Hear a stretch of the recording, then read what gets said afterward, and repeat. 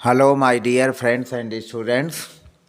आज के हम अपने इस वीडियो में करणी के कुछ सवालों को लेकर के बताया है और मुझे उम्मीद है कि करणी के इस प्रकार के सवालों को आप आसानी से इस वीडियो को देख करके हल कर सकेंगे।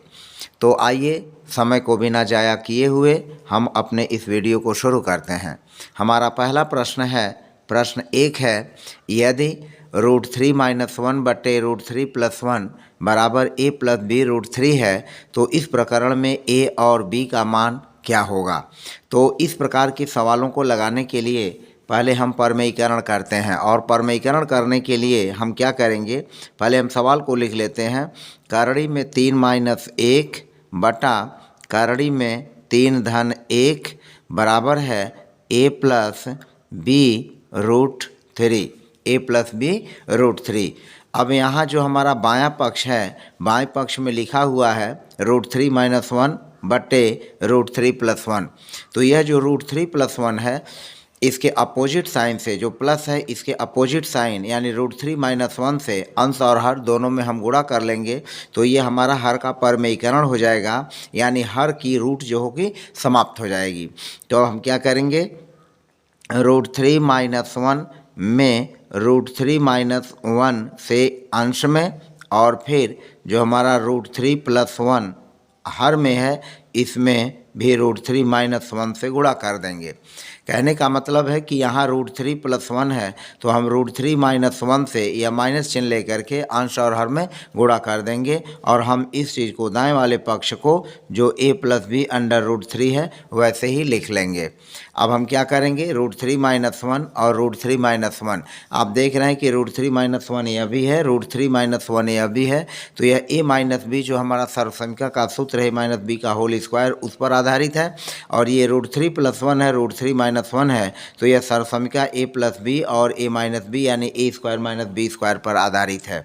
तो हम इसको क्या करेंगे, गुणा कर लेंगे और गुणा करने के लिए हम क्या करेंगे, अब यह जो √3-1 है और √3-1 और √3-1 तो यहाँ हम सूत्र a माइनस बी का होल वर्ग का यूज़ करेंगे और जैसा कि आप जानते हैं कि a माइनस बी का होल वर्ग बराबर जो होता है वह a square plus B square minus 2ab के बराबर होता है। तो √3-1 का मतलब हो जाएगा √3 का होल स्क्वायर हो जाएगा प्लस 1 का होल स्क्वायर हो जाएगा और -2 और फिर पहला पद √3 और गुणा 1 दूसरा पद, यानी पहले पद का वर्ग √3 का वर्ग प्लस दूसरा पद a का वर्ग -2ab के हिसाब से 2 और √3 इंटू 1 और फिर बटा यह हो जाएगा √3 का वर्ग और माइनस यह हो जाएगा 1 का वर्ग बराबर हो जाएगा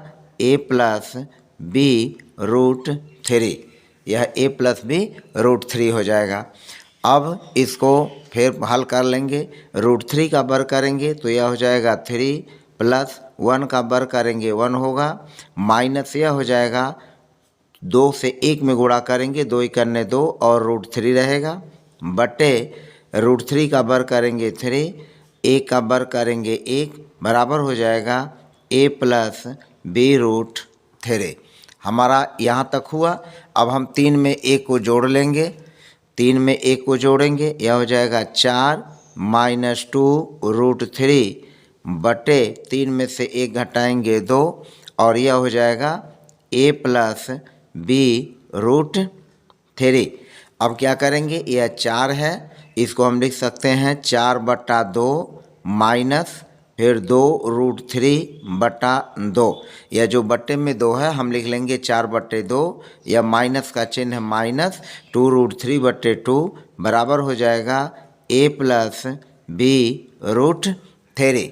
अब हम आगे बढ़ते हैं, इसको क्या करेंगे, इसको 4 में 2 से भाग दे देंगे, 2 दूनी 4 और यह 2 2 से कट जाएगा, बचेगा √3 बराबर हो जाएगा a plus b √3, a plus b √3। अब जैसा कि आप देख रहे हैं यह जो है a के बराबर 2 है और b √3 के बराबर √3 है, क्योंकि यह परिमेय संख्या a और यह भी दो भी परिमेय संख्या है, तो हम परिमेय संख्या की परिमेय संख्या से तुलना कर लेंगे और b√3 यानी अपरिमेय संख्या की हम अपरिमेय संख्या से तुलना कर लेंगे। तो हमारा जो a का मूल्य होगा वह 2 होगा और b√3 बराबर हो जाएगा -√3 और तब हमारा a और b का मूल्य अलग अलग निकल जाएगा। इसलिए हमारा जो a का मान होगा वह a का मान यह इसके बराबर हो जाएगा, a बराबर हो जाएगा 2 और फिर यह हो जाएगा b√3 बराबर हो जाएगा -√3 यानी b बराबर हमारा होगा -√3 बटा √3 और यह बराबर हो जाएगा -1। तो जो हमारा आंसर आएगा आप देख सकते हैं कि आंसर हो गया a बराबर 2 और फिर b बराबर हो जाएगा -1। ये हमारा आंसर होगा। तो इस तरह के सवालों को आप आसानी से हल कर सकते हैं। अब हम एक दूसरा सवाल लेकर के चलते हैं और उसको समझाने की कोशिश करते हैं। तो आइए दूसरा प्रश्न देखें क्या है। दूसरा प्रश्न कुछ इस तरह का है। मान लीजिए दूसरा प्रश्न लगाने के लिए हम लेते हैं कि हमारा दूसरा प्रश्न कुछ इस तरह का है। प्रश्न 2, प्रश्न यह हो जाएगा 2। यह प्रश्न 2 जो है कुछ इस तरह का है और हम इसको देखते हैं। यह प्रश्न 2, यदि करड़ी में 3 धन करड़ी में 2 बटे करड़ी में 3 ऋण करड़ी में 2 बराबर है a प्लस b करड़ी में 6। करड़ी में 2 धन करड़ी में 2 बटे करड़ी में 3 माइनस करड़ी में 2 बराबर है a धन b करड़ी में 6। तो a तथा b के मान बताइए। a और b के मान बताइए। आप देख सकते हैं कि कुछ पहले प्रश्न की तरह यह भी प्रश्न है और हम इसको आसानी से हल कर सकते हैं। ठीक उसी तरह से हल करेंगे। हम हर का परिमेयीकरण कर लेंगे। मान लीजिए कि यह करड़ी में 3 धन करड़ी में 2 बटा करड़ी में 3 और ऋण करड़ी में 2 बराबर है a प्लस b करड़ी में 6। अब हम क्या करेंगे, जो हमारा बायां पक्ष है करड़ी में 3 धन 2 बटे करड़ी में 3 ऋण 2, इसके हर का हम परिमेयीकरण कर लेंगे। चूँकि यहाँ करड़ी में 3 ऋण 2 है तो करड़ी में 3 धन 2 से हम अंश और हर में गुणा कर लेंगे।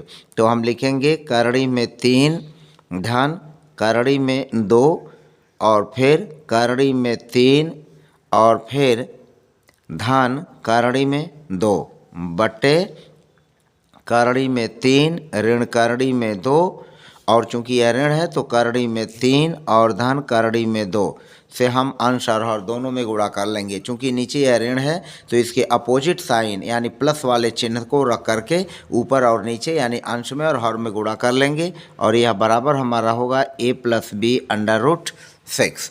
यह हमारा हुआ।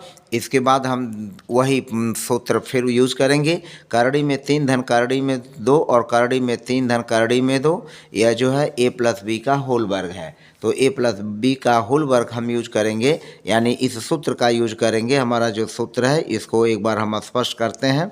सूत्र a प्लस b का होल वर्ग बराबर होता है a² प्लस b² और प्लस 2ab। तो हम इस सूत्र का यूज करेंगे और इसके लिए हम इस सूत्र का जो यूज करेंगे वह a प्लस b और फिर a माइनस b बराबर होता है a² माइनस b²। तो इन दोनों सूत्रों का अलग अलग हम यूज कर लेंगे। यह हमारे सूत्र हैं, तो इन सूत्रों को केवल समझाने के दृष्टिकोण से लिखा गया है। इन सूत्रों का यूज करके हम अपने सवाल को हल कर लेंगे। अब देखें क्या है। ये करड़ी में 3 धन 2 करड़ी में 3 धन 2 है, तो करड़ी में 3 धन करड़ी में 2 का यह हो जाएगा होल वर्ग बटा यह a माइनस बी और a प्लस बी, यह वर्गांतर सूत्र, यह हमारा दूसरा सूत्र यूज में आएगा। इस सूत्र का यूज करेंगे तो यह हो जाएगा करड़ी में 3 का वर्ग 1 का वर्ग और माइनस करड़ी में 2 का वर्ग हो जाएगा। करड़ी में 2 का वर्ग हो जाएगा और यह बराबर हम a प्लस बी करड़ी में 6 इसी तरह से लिख लेंगे। अब यह ए का वर्ग धन बी का वर्ग धन 2ab इस सूत्र का इसका यूज करेंगे तो यह हो जाएगा करड़ी में 3 यानी पहले पद का वर्ग धन करड़ी में 2 दूसरे पद का वर्ग धन 2 गुणा पहला पद करड़ी में 3 गुणा दूसरा पद करड़ी में 2 बटा करड़ी में 3 का वर्ग करेंगे तो यह हो जाएगा 3 और करड़ी में 2 का वर्ग करेंगे तो 2 हो जाएगा और यह बराबर हो जाएगा a प्लस बी करड़ी में 6। अब हम आगे चलते हैं और आगे देखिए क्या है। करड़ी में 3 का वर्ग करेंगे तो यह हो जाएगा 3, करड़ी में 2 का वर्ग करेंगे 2 और फिर धन 2 और करड़ी में 2 में करड़ी में 3 से गुणा करेंगे तो ये हो जाएगा करड़ी में 6। जैसा कि आप जानते हैं कि यह परिमेय संख्या यह जो है अपरिमेय संख्याएं हैं और दोनों समान अपरिमेय संख्याएं हैं, मतलब करड़ी में 3 और करड़ी में 2 तो हम इसको आपस में गुणा कर लेंगे, 3 दूना 6 हो जाएगा और बटे 3 में से 2 घटाएंगे 1 हो जाएगा। यह हो जाएगा a प्लस बी करड़ी में 6। अब हम क्या करेंगे 3 में 2 को जोड़ लेंगे 5 धन 2 करड़ी में 6 और 1 को समाप्त कर देंगे, 1 का कोई यहाँ मतलब नहीं रह गया। यहाँ हम लिखेंगे a प्लस बी करड़ी में 6। अब यहाँ पर अगर हम तुलना करें तो यह a का मान जो है 5 के बराबर है और b करड़ी में 6 का मान 2 करड़ी में 6 के बराबर है। इसलिए तुलना करने पर जब हम लिखेंगे तो इसलिए हमारा a का जो मूल्य होगा वह 5 के बराबर होगा और फिर b करड़ी में 6 बराबर हो जाएगा 2 करड़ी में 6। अब यह करड़ी में 6 करड़ी में 6 कट जाएगा, b का मान हो जाएगा 2। तो इस तरह से आपने देखा कि इस प्रश्न को भी हल करना बहुत ही आसान है। तो आंसर हमारा हो जाएगा a बराबर 5 और b बराबर 2, यह हमारा आंसर होगा इस सवाल का। तो इस तरह से हमने देखा कि इस तरह के सवालों को हम जो है बहुत ही आसानी से लगा सकते हैं। अब हम चलते हैं अपने तीसरे सवाल पर और तीसरे सवाल को भी देखते हैं कि वो किस तरह का सवाल है। तीसरा सवाल जो हमारा है वो कुछ इस तरह का है। तीसरा सवाल देखते हैं।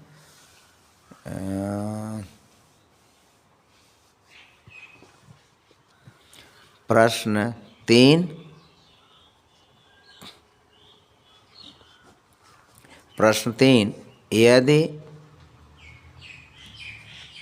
यदि 1 बटे करड़ी में 3 बराबर a धन b करड़ी में 3 तो a तथा b का मान बताइए।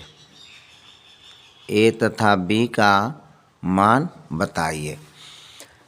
अब यहाँ आप जैसा कि आप देख सकते हैं यह बहुत ही सिंपल सवाल है और इस सवाल को भी परमीकरण के द्वारा आसानी से हल कर सकते हैं। हमारा है 1 बटे करड़ी में 3 बराबर a प्लस b करड़ी में 3। अब चूंकि नीचे यहाँ करड़ी में 3 है तो इसके अंश और हर में हम करड़ी में 3 से गुणा कर देंगे। 1 गुणा करड़ी में 3 और फिर करड़ी में 3 गुणा करड़ी में 3 बराबर हो जाएगा a प्लस b करड़ी में 3। अब हम आगे बढ़ते हैं इसको लगाने के लिए। करड़ी में 3 इकन्ने करड़ी में 3, करड़ी में 3 से 3 में गुणा करेंगे, यह हो जाएगा 3 बराबर हो जाएगा a प्लस b करड़ी में 3। अब आप देख सकते हैं कि चूँकि करड़ी में 3 बटे 3 और b करड़ी में 3 यह अपरिमेय भाग है और a जो है परिमेय भाग है, तो इस परिमेय भाग का यहाँ पोर्शन 0 है, यानी 0 प्लस करड़ी में 3 बटे 3 बराबर है a plus b under root 3। a plus b under root 3 है। तो इस तरह से अब हम तुलना करेंगे तो तुलना करने पर जब हम तुलना करेंगे तो a का मान 0 होगा और फिर b करड़ी में 3 बराबर हो जाएगा करड़ी में 3 बटे 3, यानी b यह हो जाएगा करड़ी में 3 और करड़ी में 3 कट जाएगा, यहाँ हो जाएगा 1 बटे 3। तो इस तरह से इसका जो हमारा आंसर हुआ यह आंसर हो जाएगा a बराबर 0 और फिर b बराबर हो जाएगा 1/3। तो इस तरह के सवालों को हम जो है बड़ी ही आसानी से लगा सकते हैं। जो करणी के इस तरह के सवाल हैं, करणी के इस तरह के सवालों को परिमेय भाग और अपरिमेय भाग की तुलना करके आसानी से इस तरह के सवालों को लगाया जा सकता है। तो फिलहाल इस प्रकार के इस वीडियो में हमने 3 उदाहरणों को लेकर के और सवाल को समझाने की कोशिश की है। फिर इसी तरह की कुछ प्रश्नों को लेकर के हम अपने अगले वीडियो में आएंगे। तब तक के लिए धन्यवाद। आपका दिन शुभ हो।